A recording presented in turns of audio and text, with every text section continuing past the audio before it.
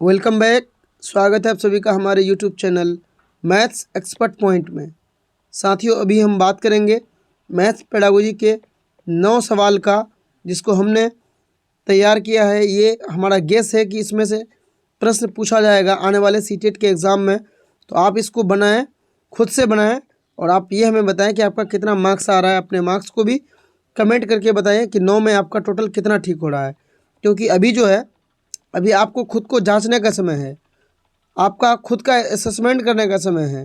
तो आप अपना असेसमेंट कीजिए और इस सवाल का जवाब दीजिए कि निम्नलिखित में से क्या गणितीय तर्कना का सूचक है। गणित में जो तर्क होता है, लॉजिक होता है, आप किस 4 में से किस ऑप्शन में ऐसा है जिसे आप समझेंगे कि हाँ, गणित में एक तर्क है, एक लॉजिक है। पहला है परिकलन में निपुणता, यानी किसी भी चीज़ को गणना करने में, कैलकुलेशन करने में एकदम सटीकता अगर किसी बच्चों की होगी तो क्या उसको आप लॉजिक मानेंगे क्या कि उस बच्चे के अंदर लॉजिक है। चलिए, 2 है विभिन्न परिस्थितियों में सही सूत्रों को स्मरण करने की क्षमता, यानी कई परिस्थितियों में जो फॉर्मूला होता है उसको याद करने की क्षमता। तो देखिए, स्मरण नेगेटिव होता है, इसको हटा देना है। 3 में है गणितीय संकल्पनाओं की परिभाषा देने की क्षमता। परिभाषा जहाँ भी आएगी वो नेगेटिव होता है, इसको हटा देना है। और 4 में है गणितीय प्रक्रिया की तर्क संगतता देने की क्षमता, यानी गणित जो होता है, गणित का जो प्रोसेस होता है उसमें बात में लॉजिक देने की जो क्षमता होती है, क्या उसको आप गणितीय तर्कना का सूचक मानेंगे। तो देखिए, आपको यहाँ कंफ्यूज कर रहा होगा 1 और 4। निपुणता जो है, देखिए मैथ्स बच्चे बनाएंगे तो गलती हो सकती है। हम नहीं कह सकते हैं कि जो बच्चे गलती नहीं कर रहे हैं उसके अंदर लॉजिक है, और जो बच्चे बात को लॉजिक याद है, तर्क संगतता देने की क्षमता, यानी वो बात पर लॉजिक दे रहा है, किसी भी चीज़ को मैथ की वो लॉजिक को अच्छे से समझ रहा है, तो हम इसके अंदर मानेंगे कि गणितीय जो है ये तर्कना का ही एक सूचक है। ये बिल्कुल ऑप्शन 4 सही है। और यह निपुणता क्या है, एक नेगेटिव बोर्ड है, इसलिए ये नहीं होगा। चलेंगे हम नेक्स्ट क्वेश्चन में। दोस्तों, चैनल में नए हैं तो लाइक और सब्सक्राइब जरूर कर दें, क्योंकि हम पढ़ाने के दौरान बिल्कुल नहीं कहते हैं कि आप चैनल को लाइक और सब्सक्राइब करें। चलिए, नेक्स्ट प्रश्न है, वान हेले के स्तर जिस विकास की अवस्थाओं का संकेत करता है वो है। वैन हेले गणित में किस चीज़ के बारे में बताया था, तो वो ज्योमेट्री के बारे में बताया था। ज्योमेट्री यानी ज्यामिति के बारे में बताया था। और ये सवाल किससे है, वैन हेले से है, तो इसका आंसर कौन हो जाएगा, ज्यामितीय चिंतन। बिल्कुल फैक्ट बेस्ड क्वेश्चन था, इसको आप अच्छे से पढ़िएगा क्योंकि आपके एग्जाम में ये क्वेश्चन पूछा जाएगा। अब तक 2 दिन एग्जाम हुआ है, दोनों दिन वैन हेले से एक प्रश्न रहा है। नेक्स्ट प्रश्न है, एक संख्या का दशमलव निरूपण समझने के लिए निम्नलिखित में से कौन सी पूर्व जानकारी का ज्ञान होना जरूरी है। संख्या का आपको दशमलव देने के लिए, जैसे एक संख्या है इसमें दशमलव लगाना है यानी पॉइंट लगाना है, तो आपको क्या ज्ञान होना पहले से जरूरी है। योग यानी जोड़, व्यक्कलन यानी घटा, स्थानीय मान या गुना। देखिए, हम आपको कहेंगे कि संख्या जो है ये कितना है, अभी तो ये 10,078 है, हम इसको बोलेंगे कि ये है 100 रुपये 78 पैसे। तो आपको ज्ञान होना चाहिए कि 78 पैसा है, यानी 2 अंक के बाद पॉइंट होगा, यानी स्थानीय मान इकाई और दाई के बाद पॉइंट होगा। तो आपको स्थानीय मान जो प्लेस वैल्यू होता है उसका ज्ञान होना जरूरी है। जब तक आपको स्थानीय मान का ज्ञान नहीं होगा आप पॉइंट का इस्तेमाल नहीं कर सकते हैं। तो थर्ड यहाँ पर बिल्कुल सही हो जाएगा। नेक्स्ट प्रश्न है, निम्नलिखित कथनों में से किसमें संख्या 3 का योग क्रम सूचक भाव में हुआ है। यहाँ कहाँ जो है इस 4 ऑप्शन में से संख्या 3 का प्रयोग योग क्या है, क्रम सूचक के भाव में हुआ है। पहला है, इस डब्बे में 3 पेंसिल है। देखिए, यह 3 कार्डिनल भाव में हुआ है, संख्या के भाव में हुआ है, योग के भाव में नहीं हुआ है। 2 में है, मैं इस इमारत की 3री मंजिल। देखिए, इन दोनों में आपको अलग लग रहा होगा। और तीसरे में है, इस घर में टोटल कितने हैं, 3 कमरे हैं। और चौथा में है, प्रत्येक समूह में 3 टीम है। देखिए, 1 नंबर और 3 नंबर और 4 नंबर में 3 का प्रयोग एक संख्या के रूप में हुआ है, 3 का प्रयोग कार्डिनल रूप में हुआ है। और जब आप ऑप्शन 2 पढ़ेंगे तो यहाँ किसके रूप में हुआ है, क्रम सूचक के भाव में हुआ है कि 3री मंजिल पर रहता हूँ। मकान टोटल कितने कमरे का है नहीं पता, या मकान टोटल कितने मंजिल का है नहीं पता, लेकिन मैं जहाँ रहता हूँ वो 3री मंजिल है। तो ऑप्शन कौन सा हो जाएगा, ऑप्शन बी बिल्कुल सही है। नेक्स्ट प्रश्न है कि राष्ट्रीय पाठ्यचर्या की रूपरेखा एनसीएफ 2005 की अनुशंसा के अनुसार प्राथमिक विद्यालय का गणित पाठ्यक्रम कैसा होना चाहिए। तो एनसीएफ 2005 जो है गणित के बारे में क्या कह रहा है, उसी के से प्रश्न है। पहला है, गणितीय संकल्पनाओं में कठोरता देने वाला होना चाहिए। आपको हमने बताया था कठोर शब्द जहाँ भी आएगा इसको हटा देना है। क्यों? क्योंकि गणितीय कॉन्सेप्ट अगर कठोर बनाएगा बच्चों के लिए तो बच्चे क्या हो जाएंगे, उबाऊ हो जाएंगे और मैथ से डरने लगेंगे। एक हो जाएगा गलत। 2 में, छात्रों को परागामी गणित के लिए तैयार करना चाहिए, यानी छात्रों को आगे के लिए तैयारी करना चाहिए, या छात्रों को एक हाई मार्क्स हाई अचीवर बनाने के लिए तैयार करना चाहिए। तो ऐसा नहीं है, बच्चों को इसलिए नहीं पढ़ाते हैं कि वो हाई मार्क्स लाए, ज़्यादा मार्क्स लाए, ऐसा हमारा उद्देश्य बिल्कुल नहीं होता है। और 3 में, छात्रों के प्रतिदिन के अनुभव से संबंधित होना चाहिए। एनसीएफ 2005 इसी पर तो फोकस किया है कि आप छात्रों को जो शिक्षा दे रहे हैं वो कैसा होना चाहिए, उनके डेली प्रतिदिन से जुड़ा होना चाहिए, उनका एक्सपीरियंस उसमें शामिल होना चाहिए। तो थर्ड बिल्कुल सही हो जाएगा। और 4 में है, कार्यविधिक ज्ञान पर केंद्रित होना चाहिए, यानी ज्ञान कैसा होना चाहिए, कार्यविधिक, कामिला, सिर्फ काम की बातें होनी चाहिए। तो ऐसा भी बिल्कुल नहीं है। नेक्स्ट प्रश्न है, 2 ऑप्शन इसका पीछे, 2 ऑप्शन यहाँ है। निम्नलिखित में कौन श्रव्य उपकरण है, मतलब सुनने वाला उपकरण कौन सा है?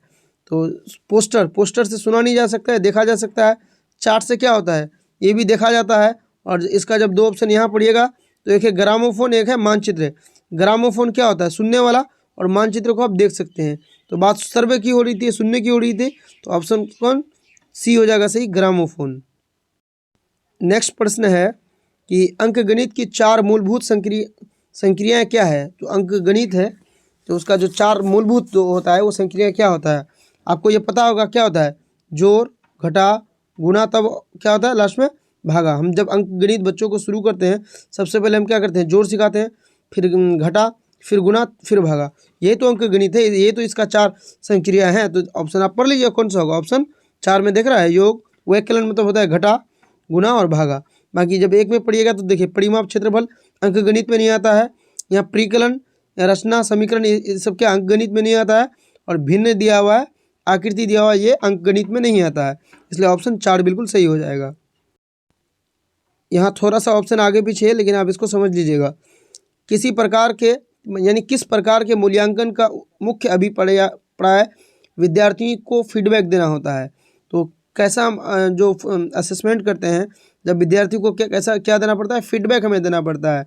पहला है रचनात्मक मूल्यांकन, निदानात्मक मूल्यांकन, सराहनात्मक मूल्यांकन, और एक है सहयोगात्मक मूल्यांकन।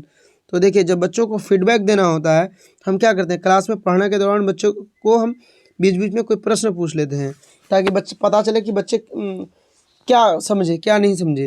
तो इससे क्या पता चलता है, बच्चे का फीडबैक हमें पता चलता है। तो इस मूल्यांकन को क्या बुलाता है, रचनात्मक यानी फॉर्मेटिव असेसमेंट। तो ऑप्शन 1 बिल्कुल सही हो जाएगा। और नेक्स्ट प्रश्न है, यहाँ प्रश्न है कि गणित की शिक्षा का मुख्य उद्देश्य क्या है? तो गणित की जो शिक्षा होता है उसका मुख्य उद्देश्य क्या होता है? पहला है ज्यामिति के प्रमेय और उनके प्रमाणों को स्वतंत्र रूप से सृजन करके देखना, विद्यार्थियों को गणित समझाने में सहायता करना, उपयोगी क्षमताओं का विकास करना, या फिर गणितीय प्रतिभाओं का विकास करना। तो गणितीय जो शिक्षा होता है, ये यहाँ पर गलत है। गणितीय जो शिक्षा होता है हम क्यों देते हैं, ताकि बच्चों का जो है गणितीय प्रतिभाओं का विकास हो सके। बच्चे क्या करें, गणित में अपना प्रतिभा दिखा सके, उनके अंदर जो है कार्यशैली की विकसित हो सके। ऑप्शन 4 बिल्कुल सही हो जाएगा। हम इसलिए गणित नहीं पढ़ाते हैं कि ज्यामिति और प्रमेय सीखे।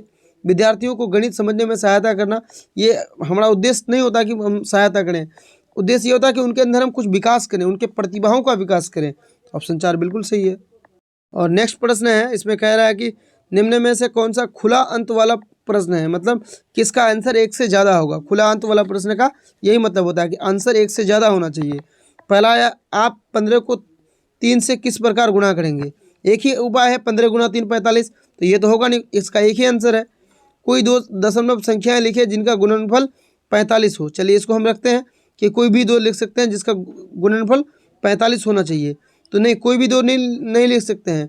0.95 गुना 0.5 होगा जिसका गुणनफल 45 होगा। चलिए, और तीसरा है तो ये भी नहीं होगा, इसका भी एक ही आंसर होगा। संख्या रेखा का प्रयोग करते हुए 3 बार 15 का मान ज्ञात कीजिए। इसका भी एक ही आंसर होगा, क्योंकि संख्या रेखा पर आप जब 15 का मान ज्ञात करेंगे तो क्या करेंगे, ये संख्या रेखा है, यहाँ 0 होता है, 1 2 3, तो एक ही जगह होगा। 4 में है डी, 15 गुना 3 का मान ज्ञात कीजिए, ये भी इसका भी एक ही आंसर होगा। तो जब इसमें आप देखेंगे चारों में तो कोई एक आंसर निकालना पड़ेगा, तो आप ऑप्शन बी को आप सही मान लेंगे। क्यों? क्योंकि कोई दो संख्या है जिनका गुणनफल 45 हो। 1 मिनट। हाँ, ऑप्शन के हिसाब से यहाँ पर ऑप्शन बी को आपको सही इसलिए मानना पड़ेगा क्योंकि इसका दो आंसर हो सकता है। एक तो 0.15 इंटू 0.3 भी हो सकता है, 0.95 इंटू 0.9 इंटू 0.5 भी हो सकता है। ऐसे ये भी बंद मुक्त अंत वाला प्रश्न है, लेकिन ऑप्शन के अकॉर्डिंग यहाँ पर ये सही है। इससे एक क्वेश्चन रहेगा, हो सकता है कि डिजिट चेंज कर दे, लेकिन ये खुला अंत वाला रहेगा। आपको ये समझना है कि खुला अंत का मतलब होता है कि एक से ज़्यादा आंसर, और बंद अंत वाला प्रश्न होता है कि मतलब जिसका एक आंसर हो। चलेंगे हम लोग नेक्स्ट क्वेश्चन में। हाँ, नेक्स्ट प्रश्न है हमारा कि यदि एक शिक्षार्थी पूर्णांक, भिन्नों और दशमलव संख्याओं पर चारों पर आधारभूत संक्रियाएं संपन्न करने में समर्थ है, तो वह, देखिए कोई विद्यार्थी है, वो क्या जानता है? पूर्णांक, भिन्न, दशमलव और चारों आधारभूत संक्रियाएं, चार आधारभूत संक्रियाएं प्लस माइनस गुना और भाग, ये होता है चार आधारभूत संक्रियाएं। इसको आपको अच्छे से याद रखना है कि गणित के चार आधारभूत संक्रियाएं कौन कौन है? जोड़, घटा, गुना, भागा। तो चलिए, विद्यार्थी क्या रहा है? पूर्णांक, भिन्न, दशमलव और चारों जो है आधारभूत संक्रियाएं को जानता है। तो वो है क्या है? पहला है विभाजनात्मक अवस्था में, दूसरा है उपादान अवस्था में, तीसरा है संक्रियात्मक अवस्था में, और चौथा है परिमाणात्मक अवस्था में। तो इसका ऑप्शन जो है, इसका आंसर सीबीएसई ने संक्रियात्मक अवस्था को माना है कि बच्चा किस स्टेज पर है? संक्रियात्मक अवस्था पर। और होना भी यही चाहिए कि बच्चा जो है चार आधारभूत संकल्पनाओं को जानता है, इसलिए वो बच्चा कहाँ है? संक्रियात्मक अवस्था में, क्योंकि संक्रियात्मक अवस्था में ये चारों आधारभूत जो संक्रियाएं होती है ये आता है। लेकिन यह पूर्णांक और दशमलव लगा के क्वेश्चन को थोड़ा सा उन्होंने घुमा दिया है। लेकिन ऑप्शन जो है विभाजनात्मक में सिर्फ विभाजन जिसको आता है, उपदान, ये गणित में कोई अवस्था नहीं होती है। और परिमाणात्मक में जब बच्चे परिणाम, चीज़ों को रिलेशन को एक दूसरे से चीज़ों को रिलेट कर पाते हैं, यानी जब बच्चा ज्यामितीय वाइन हेले के अनुसार बच्चा 4th स्टेज में जब चले जाता है, तो ये बिल्कुल ऐसा होगा नहीं। तो इसलिए ऑप्शन यहाँ पर क्वेश्चन के अकॉर्डिंग 3 सही है। आपको कौन सा सही लग रहा है आप कमेंट करके ज़रूर बताएं, और आप इन क्वेश्चंस को एक बार अच्छे से देख लें, क्योंकि ये क्वेश्चन हो सकता है कि आपको आपके सीटेट के एग्ज़ाम में देखने को मिल जाए। धन्यवाद।